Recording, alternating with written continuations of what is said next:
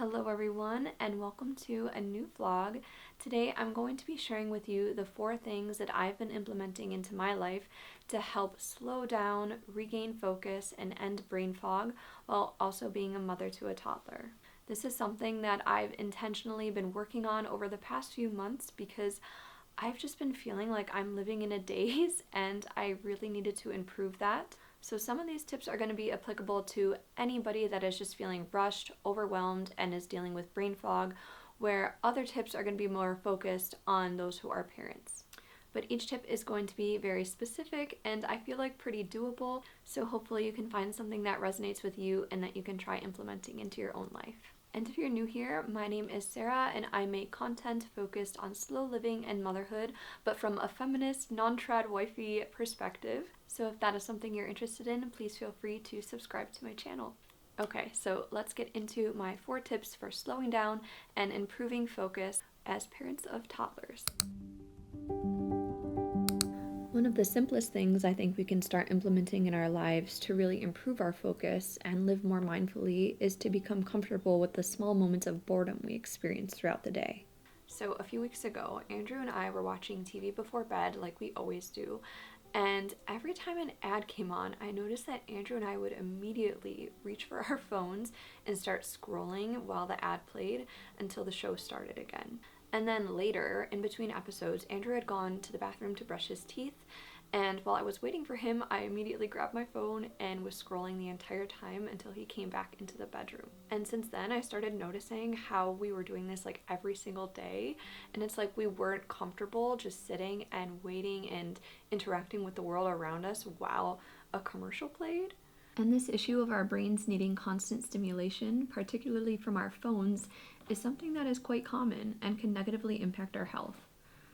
Much more research needs to be done, but studies are showing that smartphone usage reduces our cognitive capacity, it impairs our social and emotional skills, causes us to crave instant gratification, and increases our risk of anxiety and depression, among many other things. It's frustrating actually because I know this and I want to live a life where I'm very present and able to enjoy all the simple little moments throughout the day. But despite this, I still find myself mindlessly scrolling on my phone during all the little chances I get. And the funny thing is, we try really hard not to be on our phones around Luna, at least not unnecessarily, because we want to teach her good phone etiquette. Yet we ourselves are so addicted to them. If we really want to teach our kids that phones are to be used sparingly, then I decided I need to make a better effort myself to live by these standards. We can't just have higher standards for our kids than we have for ourselves. So, how do we combat this?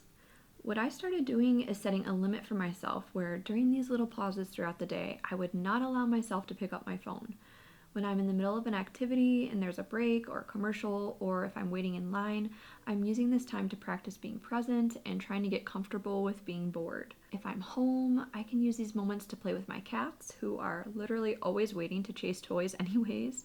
I could practice deep breathing or do a mindfulness exercise, or I could simply just sit and relax and not really do anything. In public settings, this feels a bit tougher because I feel like we use our phones to hide from others and make situations feel a little less awkward. But the more we practice waiting without our phones, the easier it's going to get. And of course, although I really harp on the negative effects our phones have on our health, I don't want to come across as unrelatable. There is nothing wrong with relaxing and scrolling on your phone for a small amount of time. That's very normal. But when it starts to become a reflex to do so, I think it's a good idea to take a step back and just practice being more present.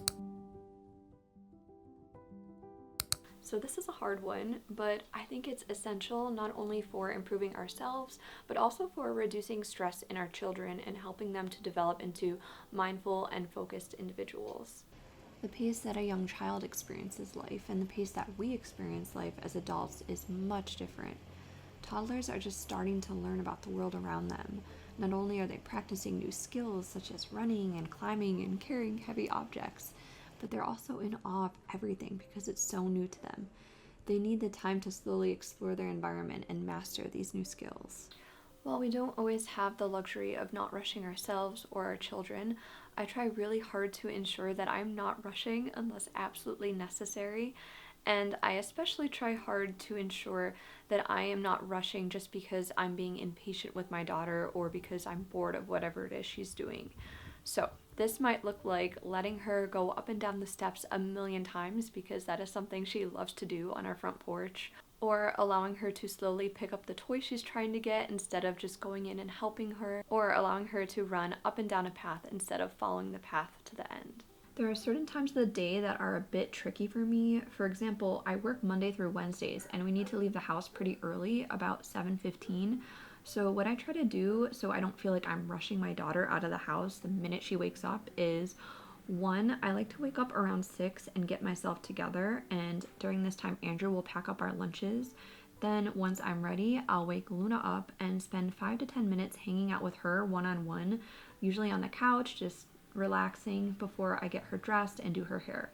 It's not perfect, but I feel like it gives her a little time to ease into the day and not feel like she's being rushed into the car right away. And I know it can be so hard to be patient and to allow our kids this freedom, but this is also a really great opportunity to practice being present ourselves. And I mean, honestly, it could even be a time that you just relax and daydream a bit, because I feel like we don't do that enough as adults.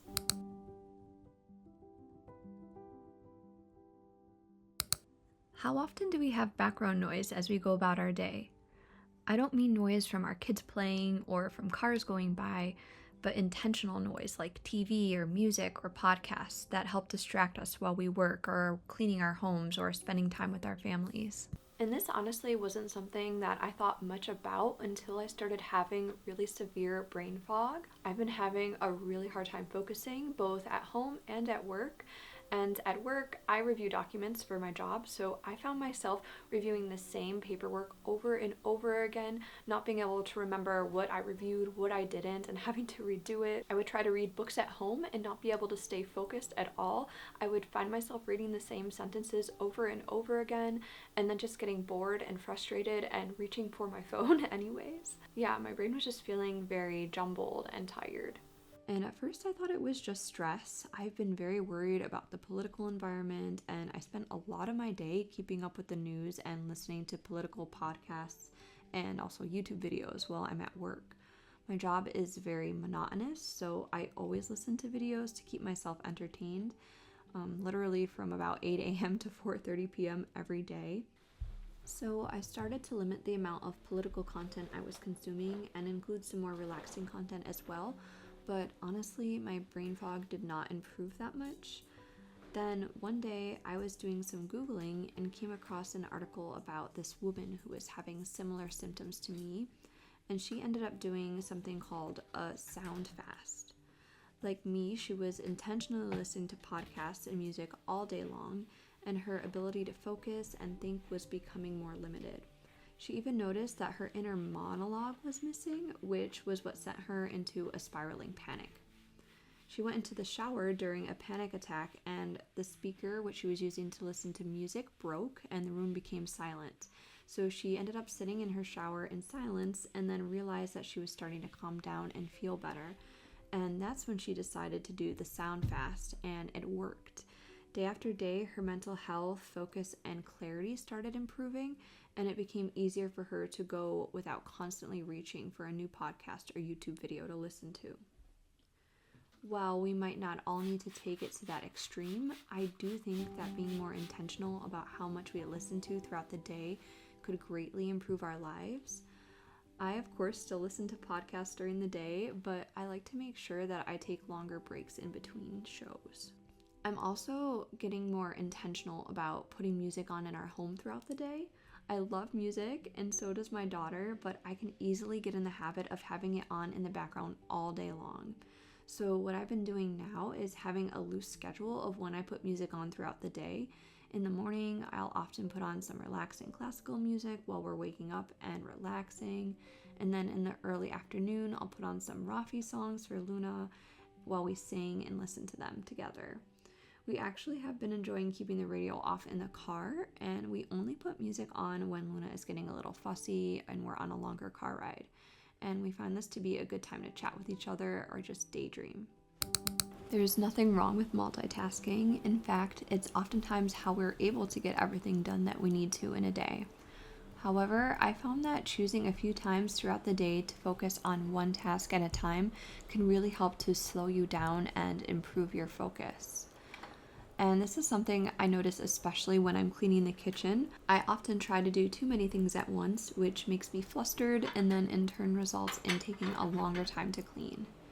I'll start with sweeping the floor, then I'll notice toys on the counter and then try to go move them to the living room, and then find dishes in the living room and bring them to the sink and then start doing the dishes and just moving from one thing to the next without finishing any task in full. And I think part of the reason this happens is because after we put Luna to bed, I'm rushing to get chores done so I can go relax and work on my projects, but it just ends up taking me longer and making me more anxious. So instead, I decided to use this time to focus on monotasking. I'll start with the dishes and then not move on to anything else until those are done. Then I'll wipe down the counters, sweep the floor, and then go and put away any toys that Luna left out.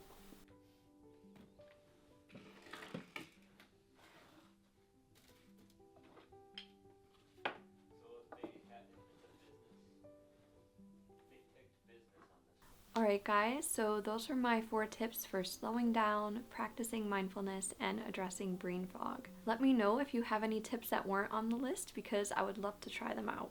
I really appreciate you all for being here, and please remember to subscribe if you're not already. Have a great rest of your day, and I will see you guys again in the next video. Bye!